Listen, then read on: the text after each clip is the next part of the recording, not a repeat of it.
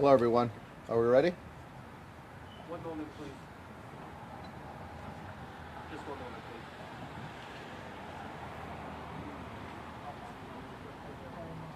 You're live on air now. Okay.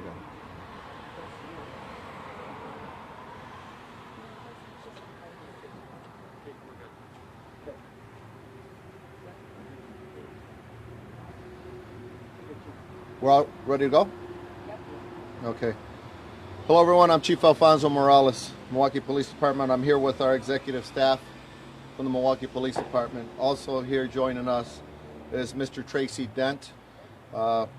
Before I go on with the particulars of what occurred today, Tracy Dent is here from the city of Milwaukee, supporter of community engagement between the city and police. And he did a heck of a job at trying to help mediate between this crowd and law enforcement to push for a peaceful resolution, which it did not, and I'm here to discuss that.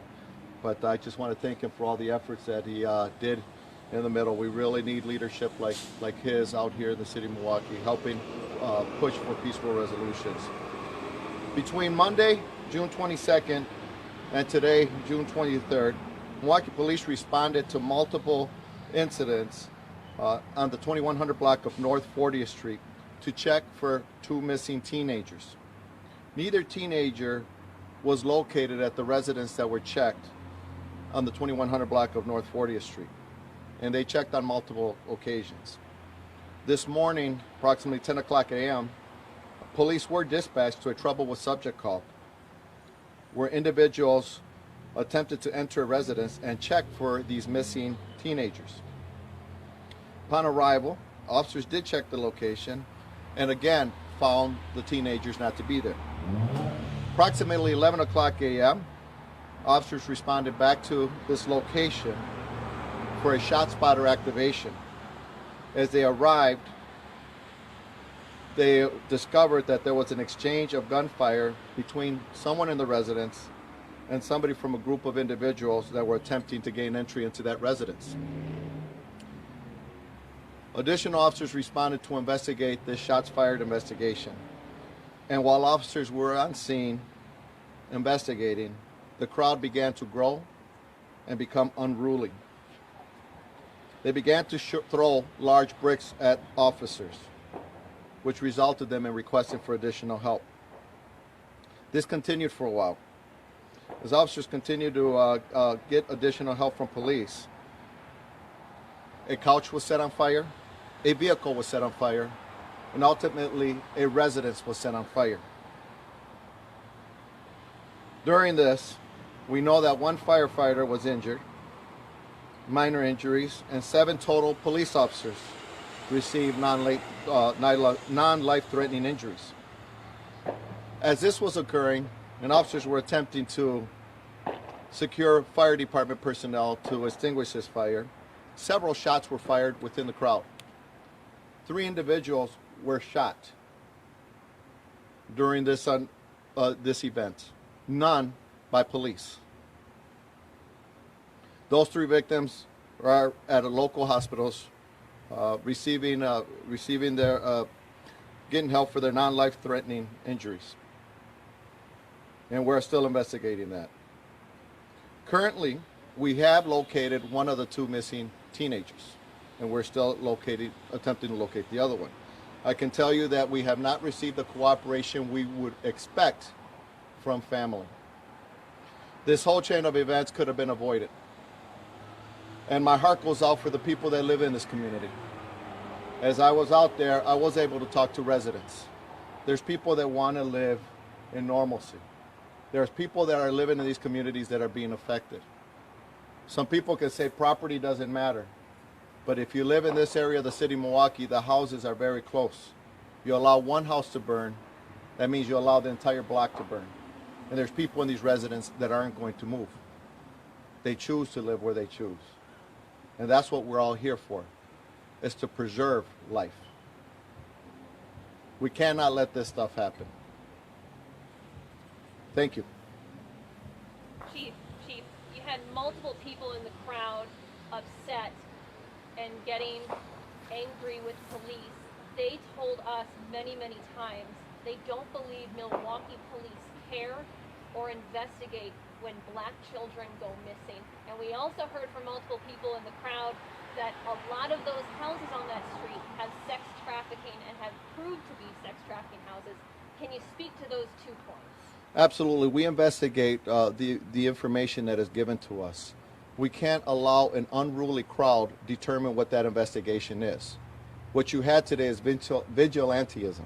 You had people take the law into their own hands and run off of information that has not been proven. We need to investigate that. That's what the police is here for. We need to determine what crimes were committed. When you don't get the cooperation from the families, from the witnesses, to allow us to push forward, how can we give a proper investigation the attention that it deserves? What about the sex trafficking houses? That's where we're getting at. We have to determine that. Right now, there's no information that can give us, provide that to be factual. We have to investigate that.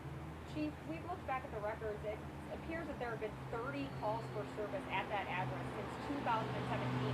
Wouldn't you consider that a problem now? And how come it wasn't the focus of something before all this happened? We have to look at the calls for service. As I stated today, we have responded to that house in that location multiple times in the last 2 days. In addition to that, is it the same family that's living there since 2017? There's a lot of information that you got to look at and not just say, well, there was 100 calls for service in the last 10 years at that house. So we have to be allowed to conduct our investigation and not chase a crowd and take that information from that crowd to be factual. The police need to determine the facts and provide that to the courts. There was some talk this morning that some children were removed from the house. Did police step in and remove any children from that house this morning? Well, we were at there's a couple of residents, so it determines what you mean by house. But we've been there all day today. And as I said, coming and going, trying to diffuse things and conduct an investigation based on the information that we're being provided. There were some people that were removed from that residence. That investigation, as we find out more, we'll provide it to you. Because right now, it's about determining what is actually factual. People or children? People. I can't give you the ages of the people because I don't have that information. So. Chief, did any gas get deployed? Because we saw people with welts on their legs. So maybe the canteens that's holding that gas is deployed might have hit them. And how did people get shot in the meantime? Did police ever fire any guns? Well, we did not fire firearms. We did fire off less lethal, and we did fire smoke. And understand that as this fire was occurring, we needed to secure the fire department. There were, and you'll see video of people throwing bricks, not rocks, bricks at police officers. We had 7 police officers that were injured. In addition to that, we were trying to provide aid to a person, one of the first 3 victims that were shot in the crowd. We had to go out there and now do a rescue in the middle of an angry crowd.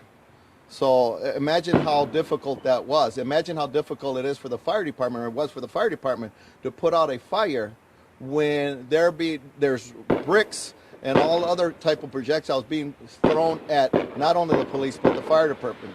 So this was a pretty chaotic scene. And yes, we did use less lethal. Okay? When you say less lethal, you mean rubber bullets in that case? Or We will explain that later as we are able to get the briefings from the rest of the team. But thank you very much, and if you have any other questions, we can pass them on. Thank you. Thank you. Trying to negotiate with the crowd? Thank you all very much. We will provide additional information tomorrow.